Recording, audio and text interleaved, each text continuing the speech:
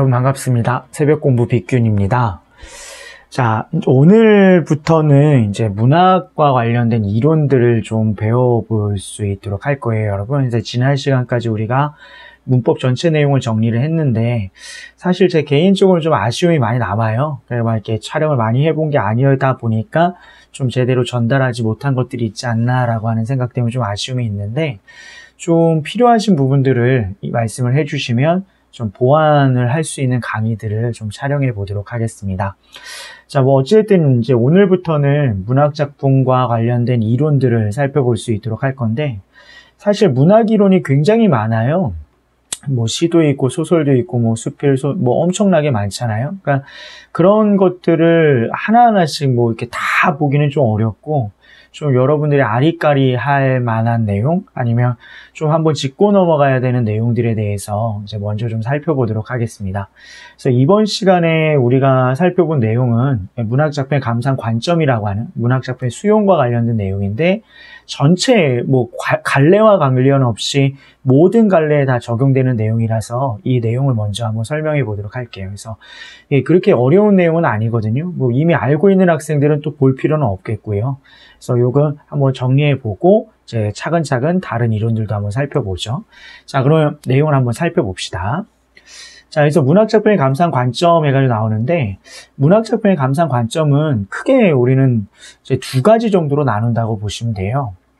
외재적 관점이라고 하는 것이 있고, 내재적 관점이라고 하는 게 있거든요. 그 외재적 관점은 뭐냐? 말 그대로 작품을 중심으로 해서 작품의 외적인 요소를 중심으로 해서 작품을 감상하는 거예요. 그러니까 작품 자체가 중요한 게 아니라 작품에 반영되어 있는 외부적인 요소들이 중요하다 이 얘기죠. 그럼 내재적 관점은 무엇이냐? 작품 자체의 구성이라든가 소재라든가 주제라든가 이런 것들이 중요하다고 보시면 되겠죠. 그러니까 작품 자체의 안을 들어가서 그 작품 자체를 분석하는 거라고 보시면 돼요. 자, 그러면 외재적 관점과 내재적 관점이라고 했는데, 이건 구체적으로 뭐냐? 자, 외재적 관점에는 작가의 삶을 중심으로 해서 작품을 감상하는 거라든가, 현실, 그러니까 작품에 반영되어 있는 현실을 중심으로 보거나, 독자에게 미치는 영향을 중심으로 보거나, 자, 요 세 가지가 바로 뭐라고 보시면 됩니다. 요 세 가지를 묶어서 외재적 관점이라고 한다고 보시면 돼요. 그래서 정확하게 작가를 중심으로 작품을 감상하는 것을 표현론적 관점이라고 얘기해요. 표현론적 관점이라고 얘기하고, 그 다음에 작품에 반영되어 있는 현실을 중심으로 해서 감상하는 것을 반영론적 관점이라고 얘기를 합니다. 그리고 작품이 독자에게 미치는 영향을 중심으로 해서 감상하는 것을 효용론적 관점이라고 얘기를 하는 거예요. 그래서 어쨌든 이 표현론이 됐든 반영론이 됐든 효용론이 됐든 이것들은 작품 자체가 중요한 게 아니라 작품에 반영되어 있는 작가의 특성, 아니면 작품에 반영되어 있는 사회적인 특성들, 아니면 그 작품이 이제 독자들에게 어떤 영향을 미치는가와 같이 외부적인 요소들을 중심으로 해서 작품을 바라보기 때문에 외재적 관점이다 이렇게 얘기를 하는 거예요, 여러분.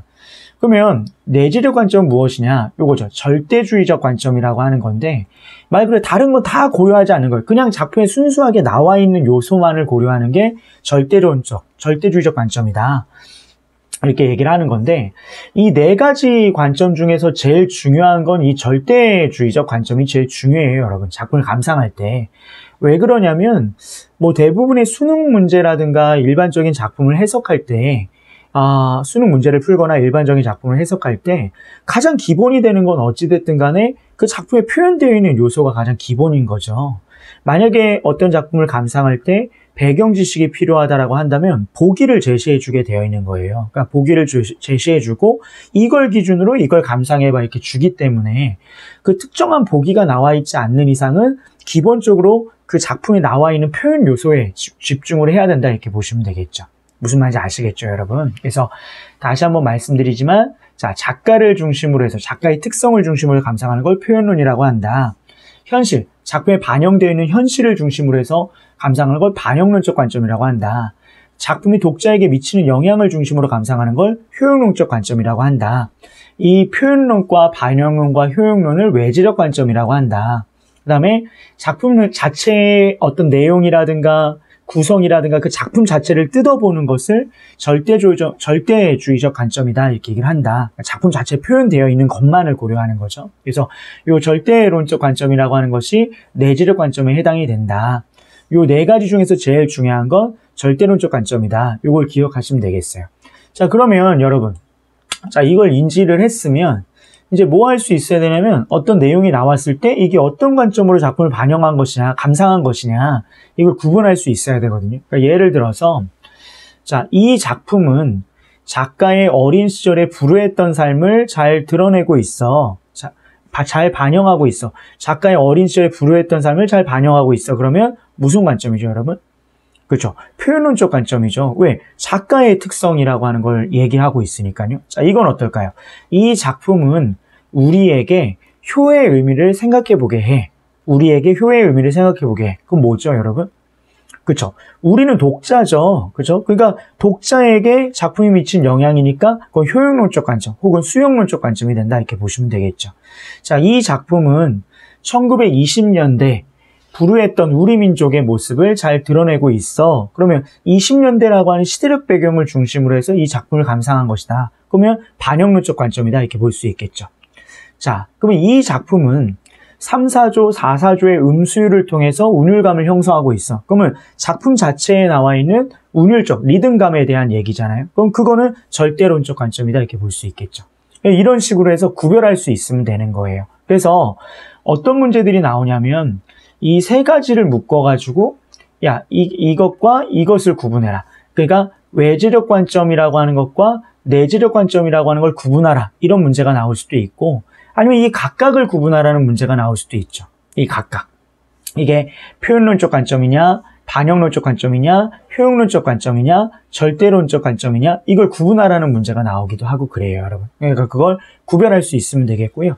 특히 1학년, 그러니까 고등학교 1학년 시험에서는 이게 가장 기본이 되기 때문에 이 문제가 나오는 경우가 많거든요. 그러니까 그거 잘 기억해 두셔야 됩니다. 그러니까 표현론, 반영론, 효용론, 절대론적 관점이라고 하는 것이 무엇인지 그 용어와 함께 정확하게 그 의미도 정확히 알고 있어야 됩니다. 자, 여기까지가 이제 문학작품의 감상 관점인 거예요. 그래서 누누이 말씀드리지만 기본적인 작품을 분석할 때, 문제를 풀 때에는 절대론적 관점이 제일 중요한 거예요. 다른 걸 고려할 필요가 없습니다. 그리고 다른 작가를 중심으로, 현실을 중심으로, 독자에게 미치는 영향을 중심으로 감상할 필요가 있다. 문제를 내고자 한다. 그럼 보기를 주니까 그 보기에 맞춰서 그걸 기준으로 해서 작품을 바라보면 된다. 이렇게 생각하시면 되겠습니다. 자, 짤막하죠? 자, 오늘 여기까지 하겠고요. 다음에 또 다른 문학 이론으로 찾아뵙도록 하겠습니다. 자, 고생하셨습니다.